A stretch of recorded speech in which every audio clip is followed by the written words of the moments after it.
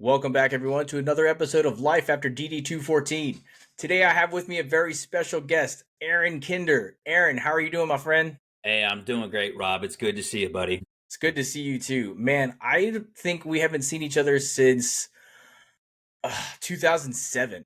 We haven't seen each other in person for 18 years. Yeah, it's incredible. It's incredible that our careers as Army officers, where we met when we started in college, right? We commissioned together, and now look at this. We're out. We've done our time. We're now enjoying life after the military. Exactly. Our story starts there, but your story starts a little bit further back because you joined the Army 3 times. That's correct. Yeah, I have 3 DD214s. Right. So your life after DD214, Yeah, and 3 times it's over. it's not the same as other people No. who they'll go from go to reserves, do a deployment, come back off of Title 10 and get a DD214. Yeah. You're not that. You got out. This is 3 separate independent times on active duty, and in between the first and second, there was a little bit of time in the National Guard. So I also have an NGB 22, 23, whatever it is. So yeah, I've got a lot of time, a lot of time in. Sounds like it. All right, so let's start from the beginning then. What brought you into the Army the first time? So I'm actually the son of a retired Army officer. My dad's a retired 7th Group Special Forces Lieutenant Colonel. I'm also the grandson of a World War II veteran, Single Service Cross recipient. And so growing up as a kid, living on Army bases my entire life, I've always been in the Army, right? I've always had an ID card. So when I went to high school and I didn't know what I wanted to do, just like most high schoolers, right? One day, it was my senior year, and I used to go to school for like half a day because I had so many credit hours or whatever. So I go home, and my mom's like, "Hey, let's go down to Fort Polk and visit your father," because at the time my dad was already retired from the Army, but he was a contractor working at Fort Polk. So we're gonna go have lunch with him. So we go down to Fort Polk, and we're in the PX, right? And we get in line at the Burger King. Where it's my dad, my mom, and I. And I'm looking around, and I just see all these young 18, 19, 20-year-old men and women in uniform, and I'm 18, right? And I'm looking at them. They seem happy. They drove there. They bought their own Whopper meal. My dad's about to pay for mine, right? And I'm just looking at them. I'm just like, man, thinking about it. I was like, man, they're happy. They got their own car. They probably got college paid for, and I have no idea what I want to do. And then that's when it hits me. This is when I have my epiphany. I need to join the Army, right? So I don't tell my parents at that moment in time. And so we finish up lunch. My mom and I were driving home. We got back like a 30-minute drive home, and I tell her, "Mom, I'm going to join the military." And she's like, "Oh my goodness!" So what's your father gets home, right? I'm like, "All right, cool." So Dad comes home. Well, lo and behold, my dad, when he was a captain, spent some time in recruiting command. So when she tells my dad I want to join the Army, he goes to the recruiter's office before he even gets home, talks to the recruiters, gets all the trifolds, the pamphlets, and everything, and he comes home and he meets me, and he's like instantaneously becomes a recruiter again, and he's just like, "Oh, son, what do you want to do with your life?" And he like whoops out the trifold, and there's like a 2-year enlistment, a 3-year enlistment, a 4-year enlistment. I'm like, "Where you been, man?" Ultimately, I said, well, my dad says, "Well, you just got to have a plan." So I was like, all right, well, my plan is I want to join the Army for the least amount of money, but for the most amount of money for college. I'm 18 right now. So if I'm, do a 2-year enlistment, I'm going to be, and my birthday's in November, I might be 21, might be 21 when I get out. And I said, I think that would be a good age to enter college, right? Get about 2 years of experience in the Army, mature a little bit. It's like, sounds like a plan. Get in the car. And we went to the recruiter's office, man. And I was signing paperwork. And the very next day, I'm off to MEP station, right? And I'm spending the night. I'm go through, take the ASVAB, do all that stuff. And soon, then I get to the point where you pick your job, right? But I only wanted to go in for 2 years. So 2-year enlistment was just like, the list was like this short, It was like infantry, Cav Scout, Avenger crew member, pumping gas, and counting bullets. Pick one. And I'm like, well, those suck, man. I got really good scores on the ASVAB. What are you talking about? And they're like, nope, that's it, because you want to come in for 2 years. And I was like, well, fine. So I'm living in Louisiana, and since Louisiana is a petroleum state, A lot of guys here go work offshore. They go, on the oil rigs and stuff. I wasn't going to do that. Maybe I'll pump gas in the Army because I got petroleum experience. So I chose that. So that's how I joined the Army originally. And let me tell you, I did it not necessarily. My dad, was an infantry officer. Then we went special forces. And my dad was like, "Son, you don't have to follow my footsteps. You just do whatever you want to do." I'm like, "All right, cool." Fast forward, I would be like, "Man, I wish he would have told me better," but he didn't. And so I'm pumping gas thinking I'm not going to an infantry unit. When I finish all the schooling, I get to my first duty assignment is in Korea, and I'm in 19 infantry. And I'm like, "What are you talking about?" I'm like, I'm not in the infantry. I'm a gas pump." And they're like, "Oh no, we need you. You're pumping gas for us. And matter of fact, we do this thing called the Manchu Mile, and you're gonna have to walk it with us." And I'm like, "Well, what's that?" And I'm like, "Oh, that's a 25-mile rope march, man." And I'm like, "What? I didn't sign up for this." So I do my year there. I leave there. I go to Fort Stewart, Georgia, is my next duty assignment. I show up there, and my unit is actually deploying to Kosovo. I go to another infantry unit, right? They just came back from NTC, and I can't go because I don't have enough time left in my contract. So my platoon sergeant's like, "Hey, it's time to re-enlist. Hey, you're a high-speed E4 now. We want to make you E5. Just re-enlist. You can come to Kosovo with us." And I was like, I joined the Army for college money. I didn't join the Army to stay in here forever. So he's like, "All right, well, I got two choices for you. You can start college early while you're still in the Army in Rear D, or you can go be a lifeguard over at the swimming pool while we're gone." So I was like, "I'll be the lifeguard." I forgot about this story. I Yeah, remember you yeah, told me this story back in our college days. I yeah. completely forgot that you were a lifeguard. So I went and I was a lifeguard for my last 8 months in the Army, ETS. And I get out of the Army, and now it's like the day it's all over with. I'm shining out of the Army, and I'm driving back to Louisiana, where I'm from, right? And I'm tickled to death, because it's like you finished it, you have accomplishment, man. I'm driving home, and I'm driving all the way from Georgia all the way back to Louisiana. I'm just like, wait a minute, I don't have another paycheck coming, right? I'm like, I got a car payment, I got insurance to pay, right? I got a little money on a credit card, I got to do something. And I was like, well, I'm coming home for college. I said, I don't even know where I'm going to go to school at. I don't even know what I want to major in. No one prepared me for the day after my DD214, right? I got my first DD214, man, and I'm literally 20 years old, about to be 21. I'm like really close to my birthday. All I knew was I was just joining the Army for the college money, and that was the plan. I didn't make a plan beyond that, right? So let me interrupt you just a quick second, though. So, what year was this that you were getting out the first time? I got out in the year 2000. Okay, so this is pre 9/11. This is pre 9/11. I joined the Army in 1998, and I'm getting out. I came home October of 2000. So I'm back home. I moved back in with mom and dad. I'm back in my old room, and my stuff's still there, but everything's different. Like, all the clothes I left behind, they don't fit anymore. Everything's different, right? And now I got to come up with a plan, because I didn't have a plan. I had this rough, vague plan of just going to college, right? Did they not have like a ACAP or TAP or any type of like transition program back in 2000? If we did, it wasn't mandatory. And Hmm. if we did, I was a lifeguard, enjoying that life so much better than, I'm a young 20-year-old, man. I'm going to goof off. I am part of the Rear D, right? I'm part of the Rear D because the unit's in Kosovo, but I'm not really hanging out with the Rear D because I'm at the pool the whole day. So needless to say, my out processing happened really quick. I'm just like, boom, boom, boom, sign here, sign here, sign here. But when I out processed, I actually enlisted into the National Guard as part of my Okay. out processing. And so I enlisted into the National Guard because I did not know this at the time. I figured this out right at the tail end from other guys that were getting out, because most of everybody on Rear D are people who couldn't deploy. And so they're either leaving the Army too for good or bad reasons, right? And so one of them said, "Hey, there's this thing. It's called double dipping. You should do it." And I'm like, "Double dipping? What are you talking about?" They're like, "Yeah. Save your Montgomery GI Bill. Does your state pay for college if you join the National Guard?" And I'm like, "Oh, I think it does." And so I talked to the National Guard recruiter there, and sure enough, man, I was swearing into the National Guard. And I was like, "Give me the college money for the National Guard." And I just now got to get into college, right? So I ended up going to the local college in my own hometown, which was like not the college I wanted to go to.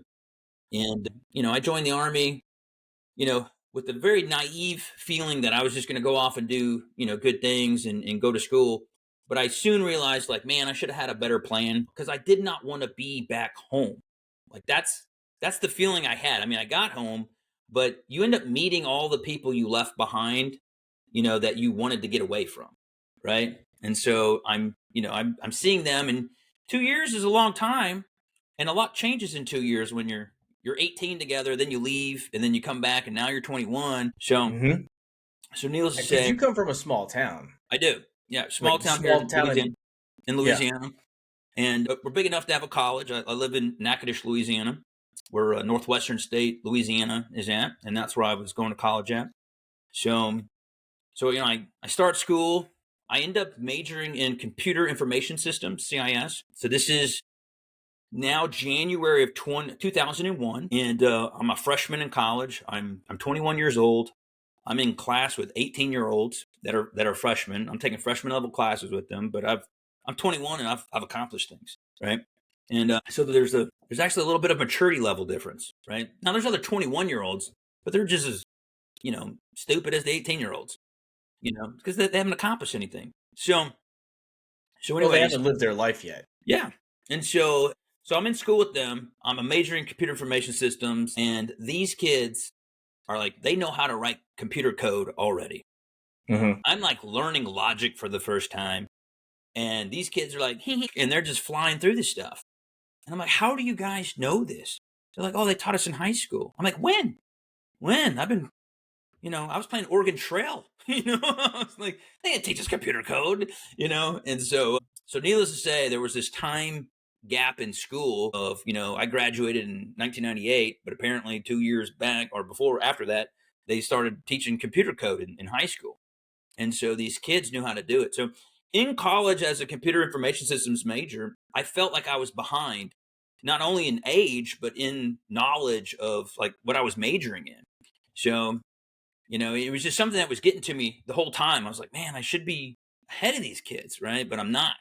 And Mm-hmm. so I had to try extra hard, to just like trying to make grades and trying to stay ahead and stuff like that. I'm in the National Guard at this exact same time, right? Mm-hmm. Part of being in the National Guard, it's great. You're defending the state, you're helping the state during national disasters and stuff like that. But one thing about being in the National Guard, like whenever it's drill weekend or it's on the calendar, and you're like, well, I better not plan anything that weekend because we got drill, right? So I'll do it Right. next weekend. What happens? Drill gets moved to the right, right? And you're like, oh, it just like constantly messes your plans up, right? So you can never really plan anything because like drill is always going to move, right? It's never, at the time, at least for me, in my experience, when it was just like never set in stone. So I'm in college for 3 years now. I'm in the National Guard the whole time, and I'm getting really serious with my girlfriend that I have, right, relationship wise, and so I've got the ring. We've been talking about a proposal, possibly getting married, and what would life be.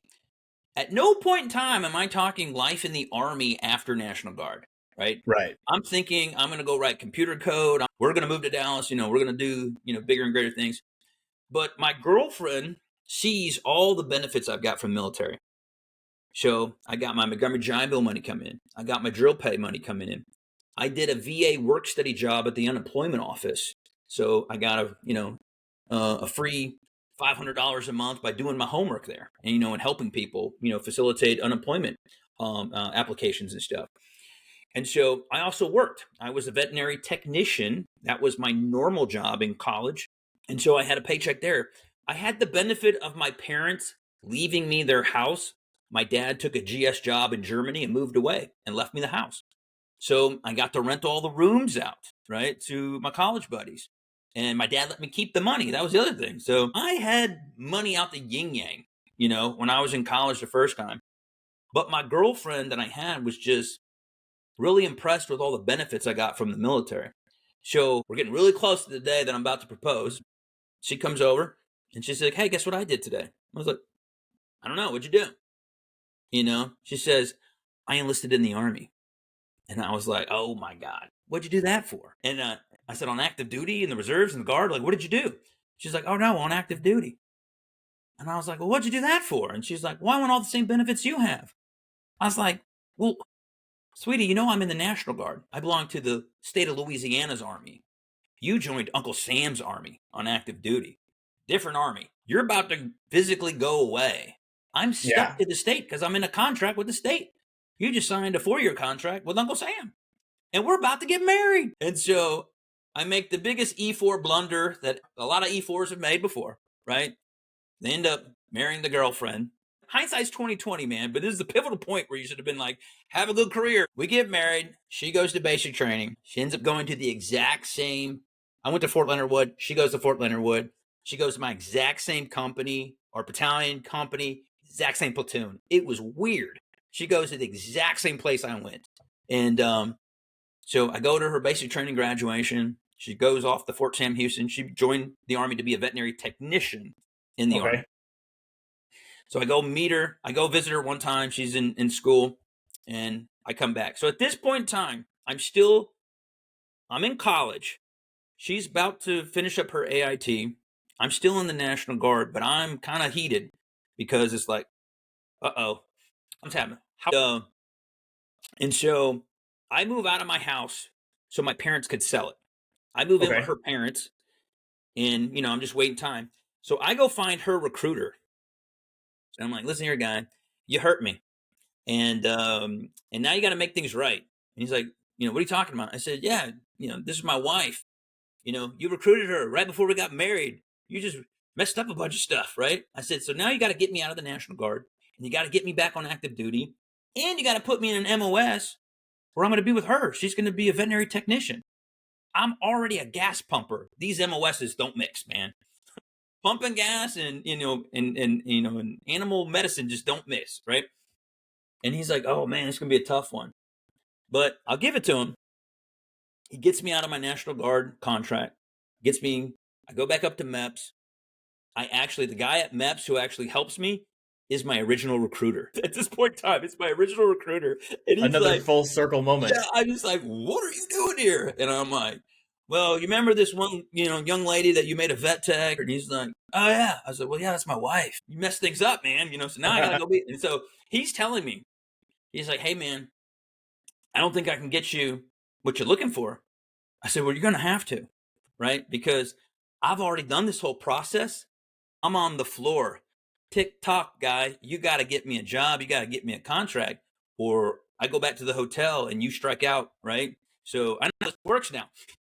And all these brand new guys out here who've never been in the military, I'm going to start talking, right?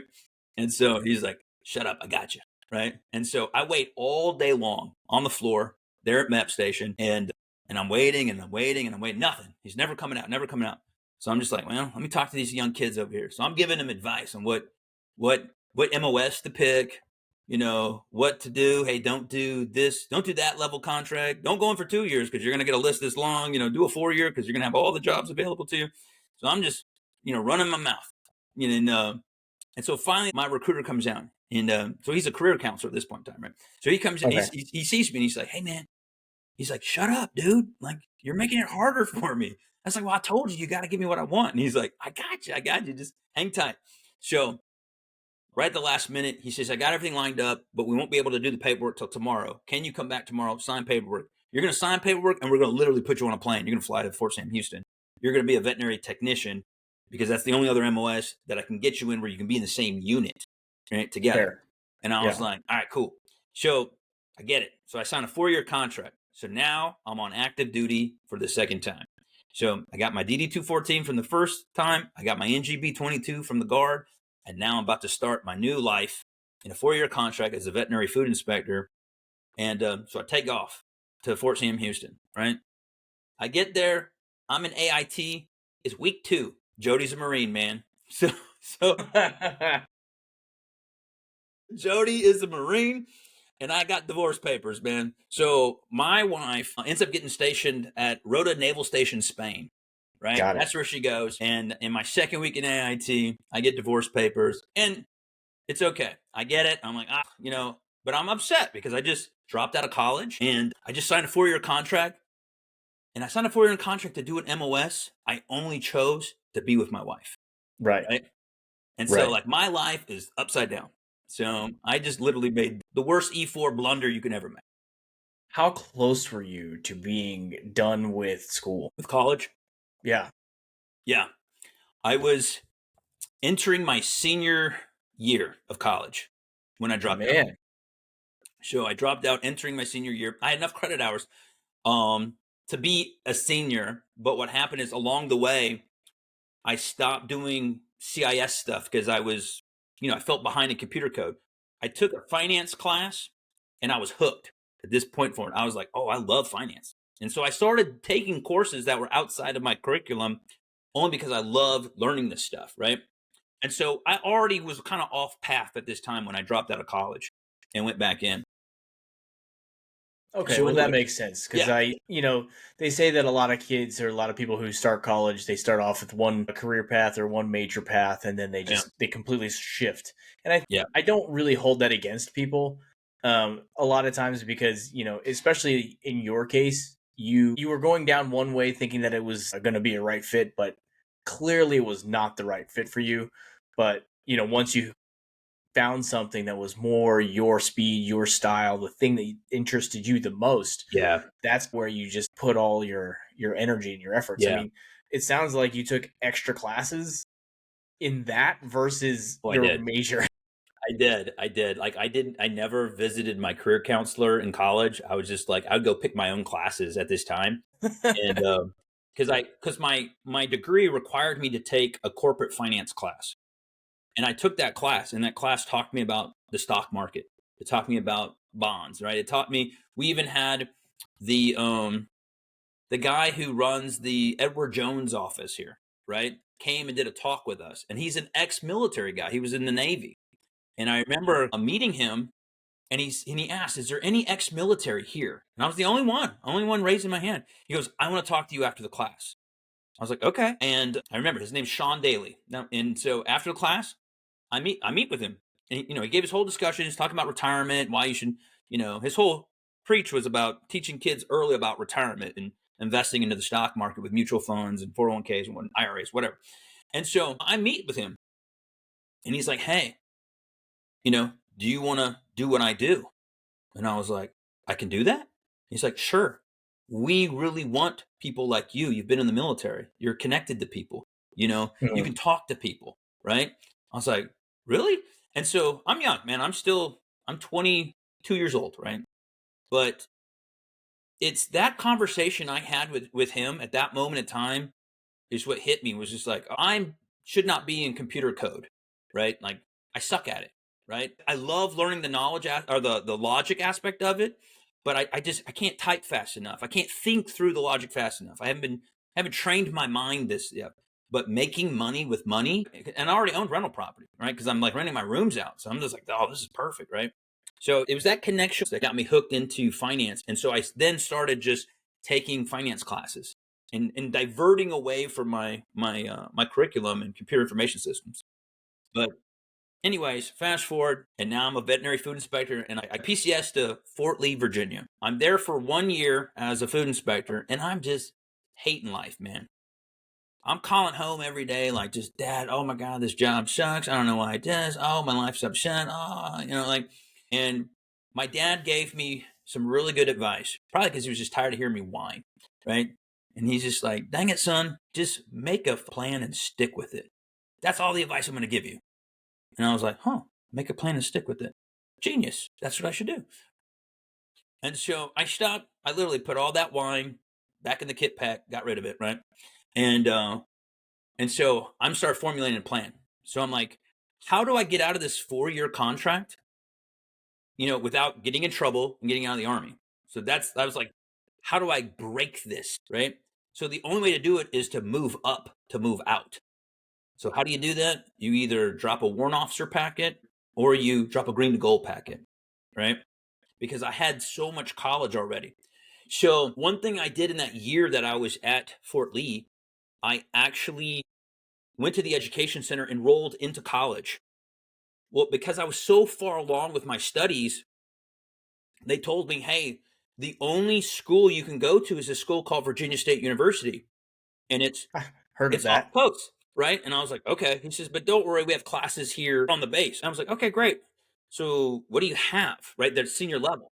First off, I love the fact that the whoever that was like, "Listen, you can do this, and it's not that far away, but you can do courses on post." Yeah, Because I feel like they knew something that they you didn't did. know at the time. And they didn't tell me until I met you one day. So it's a famous story, and it involves you too, right? I sign up, I take classes. I take 12 credit hours worth of college in one semester as an E4 in the Army. But as a food inspector, we got a lot of time. So it's like, it's unheard of for like a normal person in the Army. But for a food inspector in the Army, 12 credit hours worth of college, that's physical college. You sit in classrooms. Yeah, you can do that. So I do it. So I knock out 4 classes. I get all A's and a B. I reestablish my GPA with Virginia State University. And I'm like, great. I can now, possibly put together a green to gold packet. But initially, I wanted to be a helicopter pilot. But the problem Okay. with being a helicopter pilot was I was so focused on college at the time, I never studied for the AFAS test. I studied for my finals, right? So I schedule my AFAS test. It's in like December. Mm-hmm. Well, when is my finals? In December. So I take my finals, I knock them out, I go to work the next day. I'm sitting there, my sergeant's like, hey, Aaron, don't you have a test you have to take today? I was like, oh, no, that was yesterday. That's my finals. I'm good. He's like, no, what's this AFAS test? So I run to the education center and I get in just in the nick of time, and they're like, all right, pull out your number 2 pencil. They hand out all the sheets and we start taking the test and I'm filling in the bubbles. Needless to say, I know nothing about helicopter pilot. I know nothing about helicopters. I'm just like, I'm literally winging it, pardon the pun, right? And so I'm taking this test and I'm just like, collective? What is a collective? I don't know, right? And so I'm like, this. And then there's like on the test, there's like these little dots you got to follow. And you got to follow this other thing and you got to say where they're going to land at. And I'm like, I don't know, C, C, C, C, C, right? And so I bomb this thing. I get my results and they're like, yeah, maybe this isn't for you, son. I was like, well, I didn't study. And they're like, well, you could take it again. I was like, great, sign me up and I'll study. And they're like, no, you have to have like a 6-month break between you can take it again. I was like, 6 months? I don't have time for that. I got to do something now, right? Because I got to move up to move out. I'm tired of being a food inspector. So, so I'm upset that I just ruined my opportunity. So I'm like walking out of the education center there on Fort Lee. And, I'm walking by the Virginia State desk right there. And there's this huge cardboard cutout, Virginia State University, ROTC.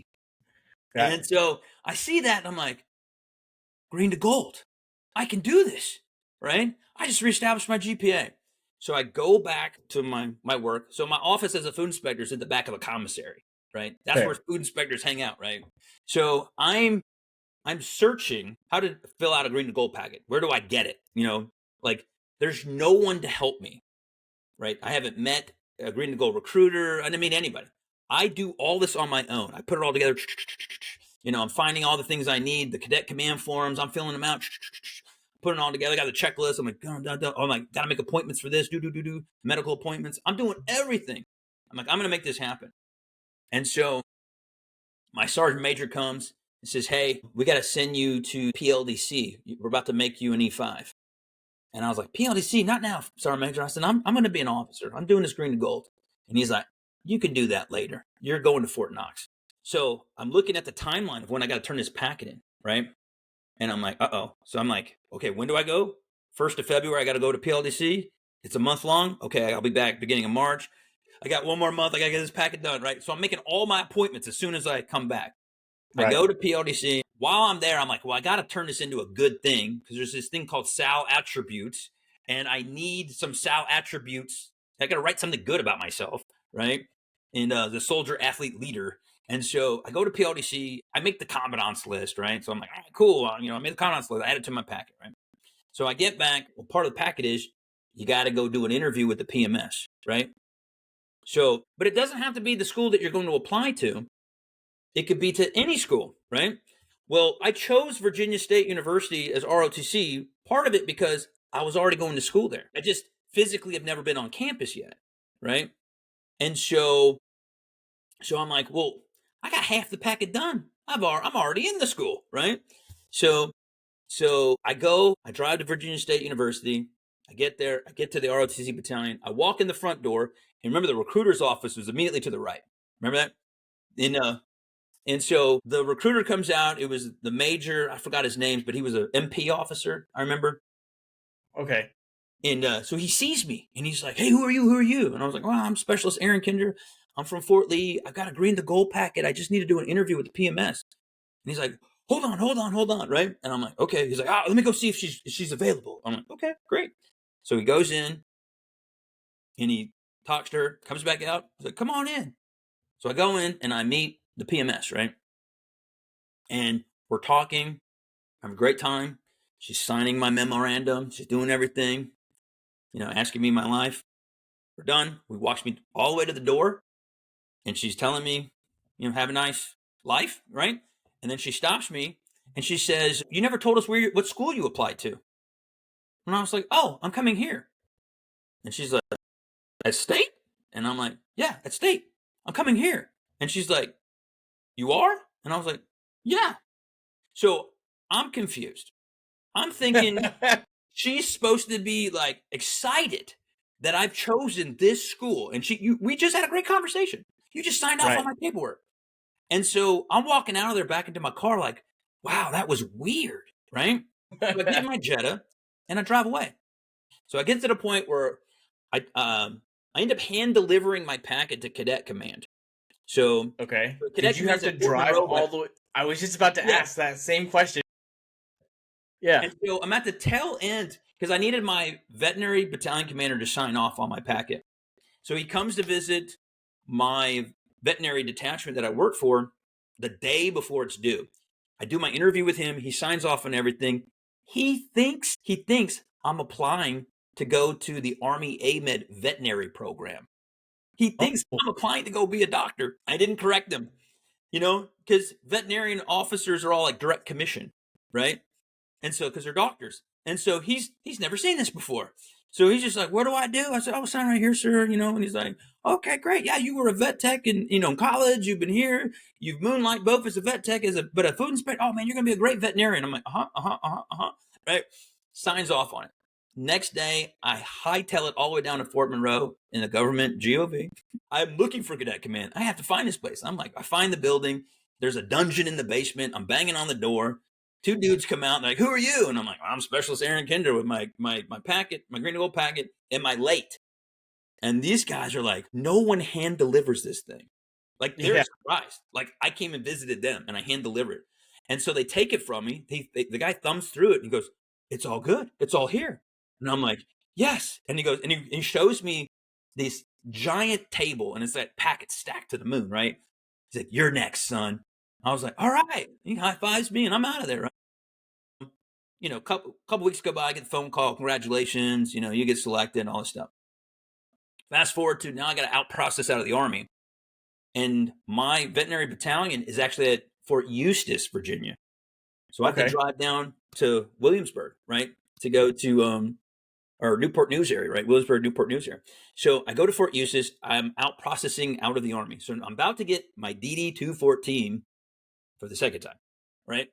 And so part of my out processing is, hey, you gotta be sworn into the reserves. You're going into the reserves for ROTC. I was like, all right, cool. What do you do? They're like, well, you gotta go to the College of William and Mary. You gotta go meet the PMS over there, and you gotta be sworn in by them. So I'm like, interesting, all right, cool. And then they're like, when they sign off on this, then you come back and we'll stamp you, and here's your DD214. Not a problem. So I go to the College of William and Mary. I drive over there, find their ROTC battalion. I meet their PMS. Tall, white guys, special forces, just Mexican general, got everything, right? Looking like my dad, right? We're talking, everything. He swears me in, all this stuff. And he's like, well, we'll see you when school starts. And I was like, whoa, no. I'm not coming to school here. And he's like, you're not coming to school here? I'm like, no. He's like, where are you going to school at? I'm like, well, up at Virginia State in Petersburg. And he's, no. You don't need to be going to school there. You don't need to be going to school there. I'm like, why? So I'm really confused. I'm already in, boss, man. I'm really confused. I'm already in the school, everything. And so he tells me, "Oh man, I'll make everything better. I'll go down to cadet command. I'll change it to get you into College of William." So I'm literally turning down an opportunity to go to College of William and Mary, right? Mm. To go to Yep. Virginia State. Yep. I got a plan. I said, my dad said make a plan, stick with it. I made a plan, so I'm sticking with it, right? So I leave. Fast So forward. this is the way that I'm seeing this is you were doing all of this during my sophomore year Yes. because I know the PMS that you interviewed with when you first started at the school, actually showing up to on campus, she was no longer the PMS when you first started. No, she was our PMS for our junior year together. And then our senior year, we had the other guy, or she swapped out. I think at some point in there, Yeah, I could have sworn like she swapped out or they had changed she was command. there when I first started, and then Okay. she swapped out, and then we had the ordnance officer that came in and finished up. But so now, fast forward to the first day of school. This is where you're about to get involved. I pull up the first day of school. You go into the gymnasium. You do the little round robin, and I'm standing in line with everybody else. And I'm looking around. I'm like, one of these students is not like the other, right? But you gotta understand, I'm an Army brat, right? Been in the military my entire life. Was Army brat. In my mind, I'm rationalizing everything, right? Right. But I'm standing in line, and there are some young ladies, and they're laughing at me. They're giggling. And I'm like, what's so funny? They're like, you must be on the baseball team. Yeah. And I'm like, on the baseball team? What are you talking about? They're like, you're not on the baseball team? I'm like, no, I am not on the baseball team. So they're confused. I'm confused because they're asking me this baseball team question. We we go around. I get to the very end, meet another lady. She's just like, hey, you must be the new pitcher to the baseball team. I'm like, no, not me. I'm on the ROTC team. She's like, well, what's that? And I'm like, never mind. So I leave there. I'm super confused. I get to the ROTC battalion. I walk down. There's nobody there. I'm walking up, and lo and behold, you come out of the men's bathroom, and you're like, "Hey!" And I'm like, "Hey!" Back at you, and you're just laughing your ass off at me because you can see it. I don't know anything. I you don't you know, were and completely lost. I am completely lost. I don't know anything, and this is when you tell me you don't know about this school, do you? And I'm like, no. And this is when you tell me it's an HBCU. And I'm like, what is an HBCU? Historical Black College University, And I'm like, oh, right. And then this is where I'm like thinking, like, I guess there were people trying to tell me along the way, but nobody wanted to say anything, right? And so I end up, meeting you right that moment in time. You're the one who breaks the news to me, and I'm just like, okay, great. And then we end up doing our ROTC there together and have a great time, right? Right. So Cuz I had been there 2 years already, yeah, right? Like that was my junior year when you first came in. And mind you, I lived on campus. hmm Right? Like I lived in a dorm on campus because I was a scholarship cadet. yeah, So I had already gone through a lot of this, like, this is what this is about now. yeah, So it wasn't just you, by the way. I think there was either no, it was after you. We had a couple more people show up with the same silly looks on their faces. yeah, But yeah, eventually we got the news broken down and everybody could kind of understand why uh we got the weird looks. yeah, And honestly, I do remember um I do in fact remember the baseball team at the time was like probably the most diverse team yeah, at the school yeah, outside of ROTC. Like yeah, if yeah, you looked like us, yeah, you were there for a sport which yeah. was either baseball Baseball. or maybe football, Yeah. or you were there for ROTC, ROTC. Yeah. or you were a local. Yeah. Yeah. So it was kind of interesting not knowing until the first day of school when you broke it down to me. And so, but it was okay. It was like, all right, well, I'm in college. I'm here I'm here to get my education, and I'm here to actually do ROTC. Like my plan, I made a plan and I stuck with it, right? And it's just there was a part of the plan that I didn't do like a whole lot of analysis on. When it came to school, in my plan, because I was already going to school at Virginia State, but on the Army base, right? So to me, it was just like, oh man, this is a shortcut to get me to my goal. I wanted to get out of being a food inspector. And it's like, I didn't want to have to apply to LSU and then get turned down or not know. Or, I was like, I'm already in a school. So I'm let's just go here. I didn't want to have to move. It was like, this was going to be so simple for me to just literally, drive over. And so it all worked out in the end. And then I got there, and lo and behold, we're in class together. We're MS3s together. We're in the MS4s together. We're part of the cadet battalion, cadet chain of command. I'm the cadet battalion commander. We're doing it. We're doing it. And we get our commission. And then lo and behold, now I'm on active duty for the third time.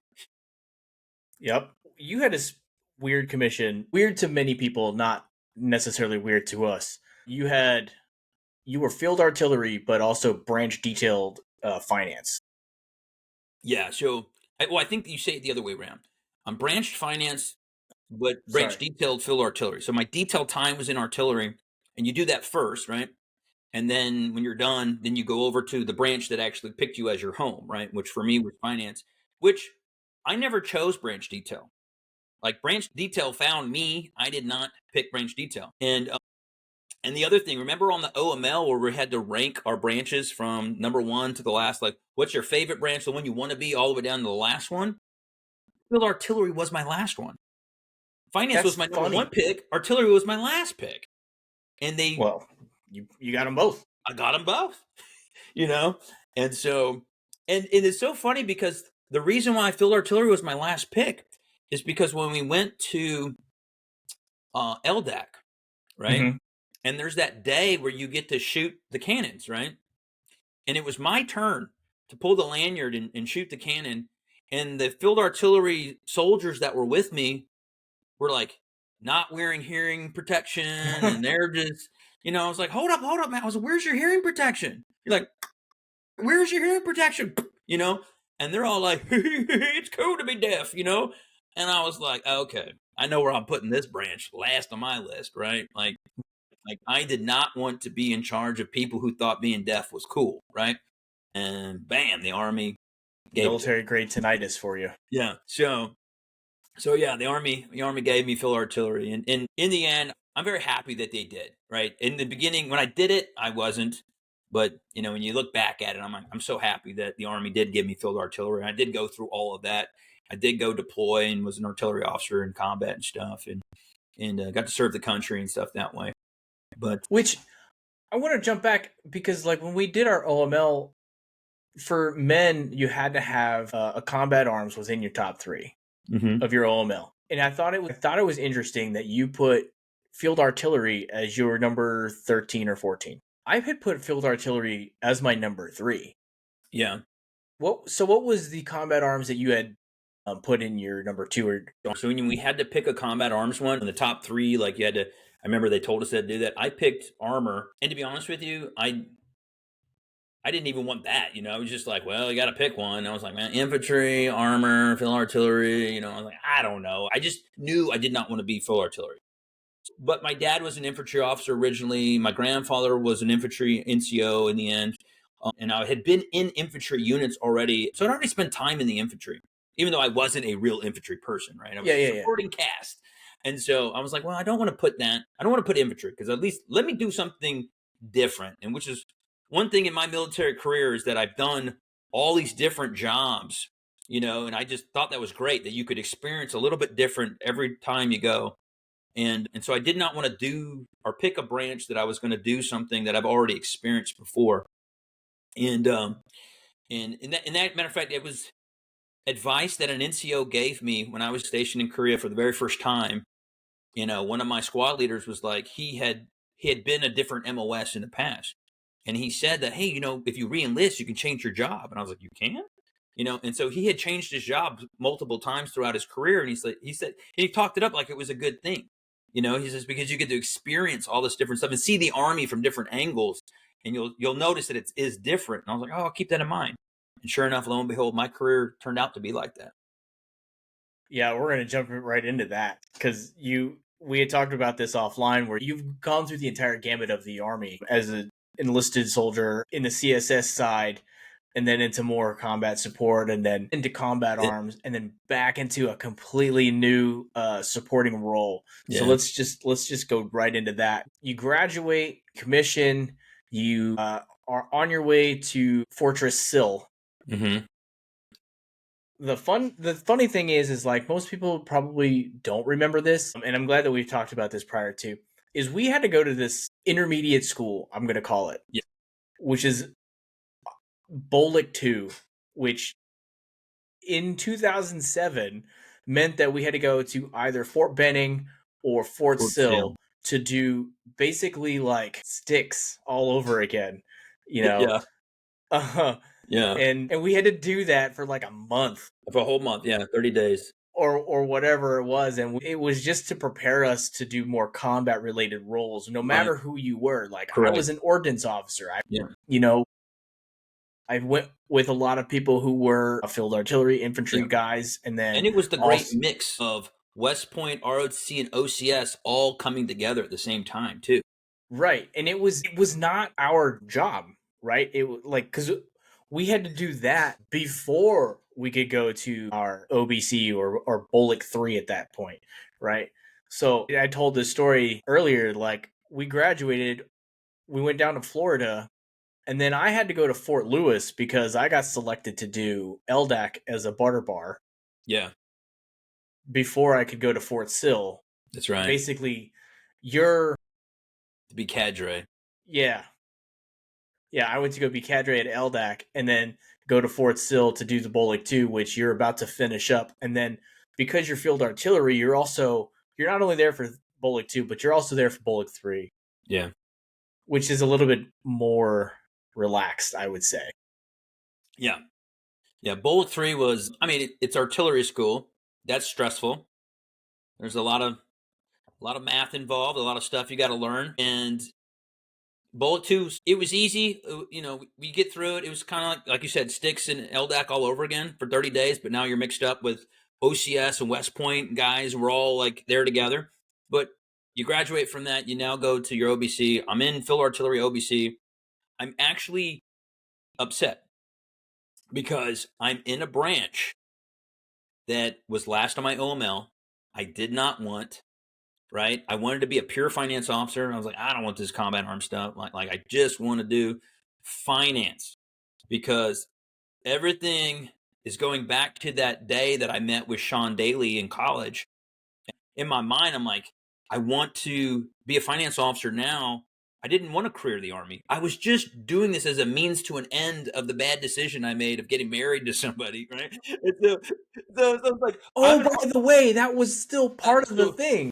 I am an Army officer from a series of poor decisions, right? And so, and I'm just trying to like move up to get out of this stuff. And now along the way, I get married again. Remember? And you were the witness in my wedding, right? And you came to the wedding. I wasn't just the witness at your wedding in Petersburg. When I mentioned that we graduated and then we went to Florida, I went to the ceremony as well that you had in Florida.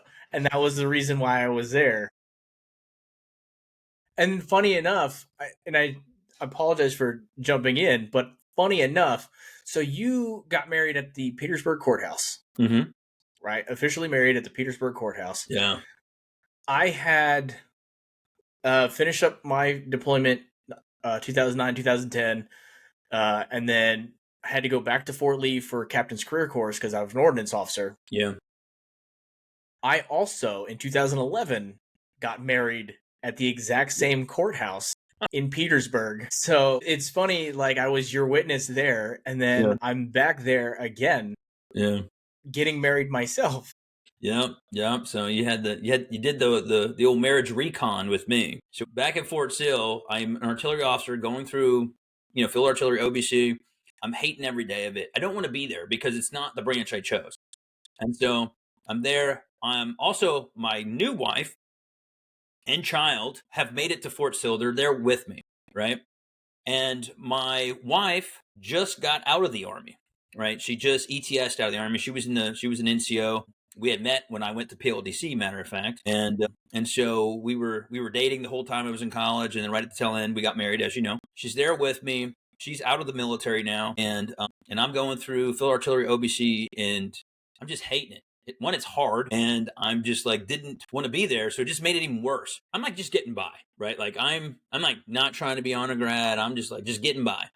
And then ultimately, there's in our field artillery OBC, you have to take what's called the safety test, right? And so I take the safety test, and I failed it. And so it's a big deal if you fail a test, right? So I failed it, and I had to like come back, get retrained, and have to take the test again. And but if you fail it again, like you're like done, like you get recycled, right? And I was like, I can't be that guy. I know I hate this stuff, but I can't be that guy, right? So now I'm like, okay, I better hunker down. I better study for everything now and just don't wing it. And so I take it again, smoke it. And then from this point on, I'm like studying really hard, I'm like trying to do really well so I can, not fail another test or whatever. So we graduate, I get orders to go to Fort Stewart, Georgia. And this is my second time getting stationed at Fort Stewart, Georgia. It's like day 20 of in processing, and I'm already got plane ticket in hand, catching the rotator. I'm getting out of here, and I got to go to meet up with my unit, which was 141 artillery in Ramadi, Iraq. So, kiss the wife and kid goodbye. I'm off on a deployment, and I show up, and it was just like a brand new lieutenant about to meet his platoon sergeant for the first time in combat, right? And oh, by the way, the unit's been here for 12 months. They just got notified because of the surge. They're going to be here 3 more months. Everyone's hotter than a firecracker. And I'm the brand new lieutenant. I meet the XO. He's like, hey, your platoon just came off a mission. They just rolled up. I need to go introduce you to your new platoon sergeant, but hang out here because he's probably going to be upset. They just completed 12 months with no platoon leader, right? So Right. let's just say this E7 thinks he knows everything because he's been doing everything with no officer supervision, right? So needless to say, I'm like, okay. So he goes out the door. The door had a little window. I'm looking through the window, and the XO is telling my new platoon sergeant, hey, congratulations, you just got a platoon leader, brand new butter bar sitting in the office right now. You should go meet him, right? And he's sitting there smoking a cigarette at the smoking hooch, and he's throwing a cigarette down, and he's like, no, I've been here 12 freaking months, and now you want to give me a platoon. So as soon as I see him, I'm looking through the window right at the door, he's going crazy. I come running out. I come walking out. Hey, how you doing, Sergeant First Class Dragoon? This is Lieutenant Aaron Kinder. How you doing? Shaking his hand, and he's like, "Oh shit, sir," and he's like, "You're my new platoon leader." And I'm like, "Yeah, I'm your new platoon leader." And he's like, "Well, wait a minute, you look a little older." And I was like, "Well, yeah, I'm like 28 years old." He's like, 28. He says, "You've been in the Army?" I said, "Yeah, I was enlisted for almost 7 years already." And he's just like, "Welcome aboard, sir." And so he's like, he's one of us. Yeah. So he takes me down, and I meet all my squad leaders for the first time, and I'm meeting everybody, and everything's great, right? And everything actually became really good, actually. So, but that first contact, just like, and I'm just imagining it, and I'm like, oh my God, if I was like a brand new lieutenant who'd never been in the Army before, didn't know anything about the military, this guy would have been, eating my Cheerios all day long, right? But yeah, so if you swapped you with me, yeah, it would have been it would have been awful. Yeah, it would have been awful. It would have been for awful. me at that Yeah, for point. you Yeah. at least. Yeah, for you it would have been. So, you would have been like, collecting exhaust samples off the back of the Humvees or something like that. Yeah, I mean, luckily I wouldn't have been doing that because I know better. All But those silly games you play with the new guys, right? It's like, yeah, absolutely. Yeah. Well, trust me, I did it too. There were plenty of opportunities for that to happen, but I did know better. yeah. I already learned all this stuff as a private in Korea. Like I fell for all of it back then. I feel like because you had gone through that, and I think you probably like started telling me those horror stories, in addition to, my dad telling me the horror stories that they used to do to their enlisted and junior officers. I was like, all right, I'm not going to fall for these little things. Yeah. So, it's funny. Don't get me wrong. Yeah. And it is very funny to see somebody get fooled into it, but it's kind of interesting. But I wasn't going to get. Yeah. I wasn't going to jump into that. They didn't really trick me in anything, but they did like break me in. Very next day we went on our first mission. And so what was going on is my platoon was like going out and doing cattle calls to hire the exact same people we were just shooting at, and to make them Iraqi police officers. If you can catch a Okay. football, you can be an Iraqi police. And so we would go out to these locations, and as soon as we get there, we got to clear all the buildings, right? All the buildings, because we were in Ramadi and bullet hole, everything's messed up, right? And so we're running up, clearing rooms, clearing doors. And the first time I going out there with them, this is my very first mission, right? We're clearing all the rooms. We get up all the way to the point towards like the stairs to the rooftop. And, and I've, of course, like, this is my very first mission. They're all like copacetic because no one's shooting at us. I don't know that, right? But for them, they're like, oh man, everything's good. It's been good for a while, right? But so they're like, all right, sir, you're the first one on the rooftop. You got to clear the rooftop. And I'm like, me? And they're like, yeah, you got to do it. And I'm like, okay. And so they're like, don't worry about it. There's no snipers. There's nobody. No one's shooting at you. Just go. I'm right behind you. I'm like, all right, cool. So we go up there. We clear the rooftop for the first time, and I'm like, okay, great. Let's get down now. So we do that. But yeah, that was my very first go at everything. And then now I do my time. I get my combat patch. I'm there for like 3 months, and now it's like time to come home. And I get back to Fort Stewart, Georgia, and all the lieutenants that were behind me in the classes behind me are waiting. They all made it to that we're getting stationed at Fort Stewart, and we're going to be in my same battalion or my brigade. They're all there, right? Because our entire brigade came back, right? And so we get there, and all these brand new lieutenants are like, like, welcome back, and they're handing flyers and, doing the whole reintegration sort of stuff, right? And they're helping everybody. They see me, and they're like, well, wait a minute, you're a butter bar like us. I'm like, yeah, but I got a combat patch. How the hell did that happen? I was like, I was in the first class. That's why, I got here just in time, and I went off and came back. And I got here just in time to do 3 months. You missed it, Yeah. So yeah, they missed it, and so I did that. Platoon leader for like 6 more months.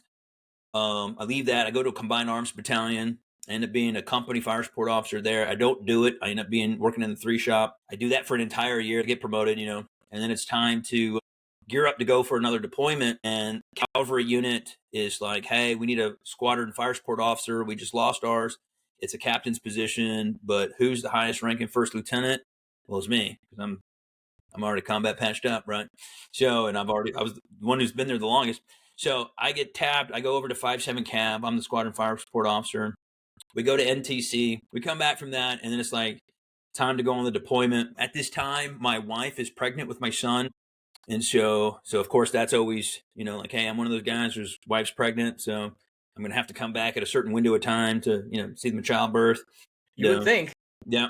And so I go, we fly into Kuwait, and then I just get instantly I'm anointed as the unit movement officer. Right. And I'm just congratulations. So go to the port and go get our gear.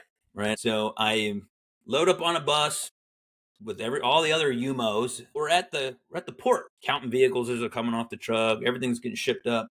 So eventually we get to the point where we're done. Like, we've emptied the ship. It's done. So slowly, the other battalions in my brigade, their UMOs are getting picked up and they're leaving. Well, these guys all have cell phones and they're talking to somebody.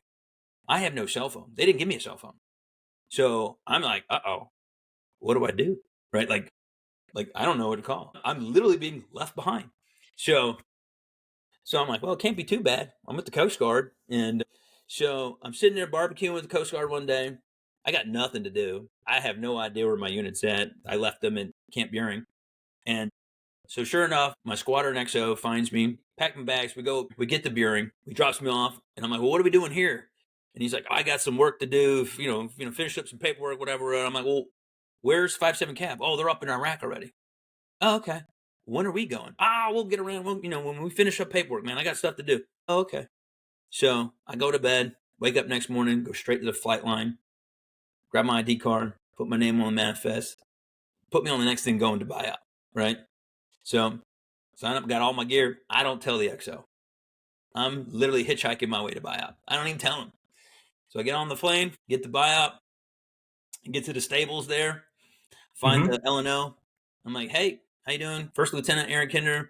Where the hell's 5-7 Cav? Oh, they're at Fob Falcon. They're like, sir, you're the guy we've been looking for. Like, you've been missing. I'm like, I haven't been missing. I've been at the mission that you guys put me on. What are you talking about? They're like, no, no one's like, no one knows where you're at. You're like the guy who's been missing. And I'm like, get out of here. So we call over to 57 Cam. They're like, hey, Lieutenant Kinder is here at the stables. He's accounted for now. He's no longer missing. So I'm like, great. When can I go over to Fob Falcon? That's where they're at. And as you remember, Fob Falcon's really not that far away from Biop, right? Right. It's And it's literally right down the road. And so, If but possible, and at that time it was not yeah. possible. So, But if possible, you literally could have walked over. so they're not connected. They're not connected, but they're very close, right? So the only way there is either to catch a helo and just do the puddle jump over, but I couldn't because there's red air, dust balls come through. And so I'm like, okay, well, when is the next caravan, coming through? And so like the one that's outside literally walking out it's like the last one. And they're literally about to pull out of here. So the LNO's like, don't worry about it, sir. Just stay here. We'll get you on the next one. I'm like, well, how long is that going to take? I don't know. Whenever they roll up. So you know how it is at the stables. It's just like whenever there's available. See, it's like Space A, dude. It's like whenever there's available. So I'm like, okay, great. So I go running out. I do know. I did a mission like that where I had to pick up a soldier from Biop. I moved a convoy from Taji down to Biop. We had to go down there for a specific other reason, but we also we picked up a couple soldiers from Biop, and I think I picked up a dog also at some point. Not a therapy dog, but a bomb dog for the EOD team and his handler. And it was just every time I made a trip down there, I always came back with more and more people that were not part of my unit. So I run outside.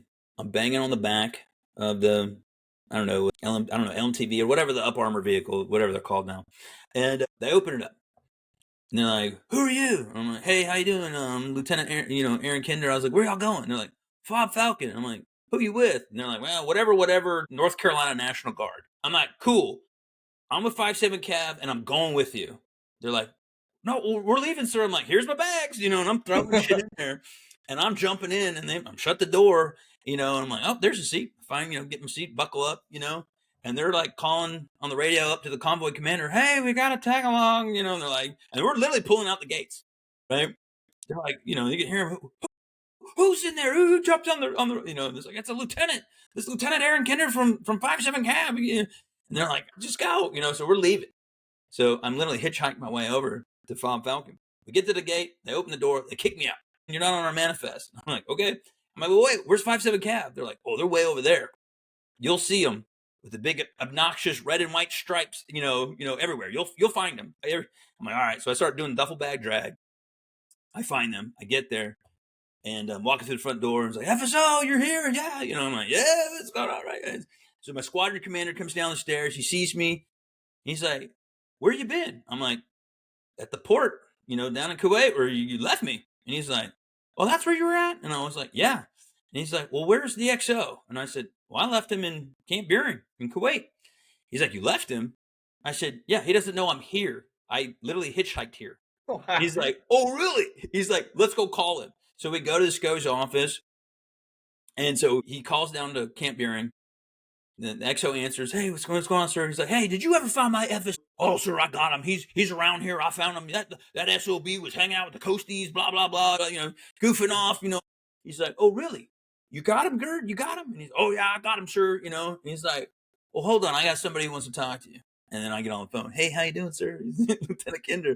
What are you doing? I'm like, yeah, I'm up here in Iraq, fighting a war. What are you doing down in Kuwait? You need to get up here. So that kicks off my time on this deployment, and it sounds like that was going to be a long deployment. It was a long 12 months. I do fly back to see the childbirth of my son. I come back, do the rest of the deployment, and it was tough, man. This was a really, really tough deployment. A lot of pain with the family being far away, because son just got born, colicky baby. There's nothing I can do. Oh, by the way, my house gets broken into back in Georgia. There's nothing I can do. It's absolutely horrible. So we come back from that deployment, and then it's like, I'm like ready to refrat at this moment in time, right? I'm just like, enough. I don't even want to see finance at this point. I just want to spend time with my family. I've been away. and me and the family aren't good, because my wife is at this time is just like, well, you left us to go fight a war, and I was stuck here with the baby the whole time, sort of that, like, well, there's nothing I can do. Like, it's my job, like, I'm here for us, right? Like, this is, what we agreed that I was going to go do, right? So needless to say, I leave. It's my time to do the transition to be a finance officer, right?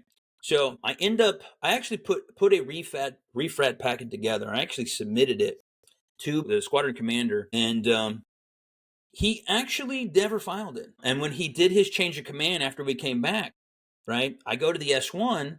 I'm like, hey man, where are we at with my refrat packet? I already submitted. He signed stuff. He's like, oh yeah, about that. He's like, yeah, the SCO said no one refrats on his watch. And I was like, gotcha. So now I'm calling up finance branch, like, hey, send me the career course now. The branch manager of finance, like, I got you. You got to go to finance like within a month. Here's your RFO, here's your orders, all the stuff that's kicking. Just wanted to take a pause for a second. We are a little over an hour into this story with Aaron already. I really hope that you're having a great time listening to him. He's putting out a lot of great information. But since we were already over an hour, we're going to break this up. We go another hour roughly, and we talk about his time after retirement. I hope you listened earlier. He has already, in this point of the story, 2 DD214s. Going to take a pause here. We're going to count this as part 1. Next week will be part 2 for Aaron. I'll see you next week. Later, lads.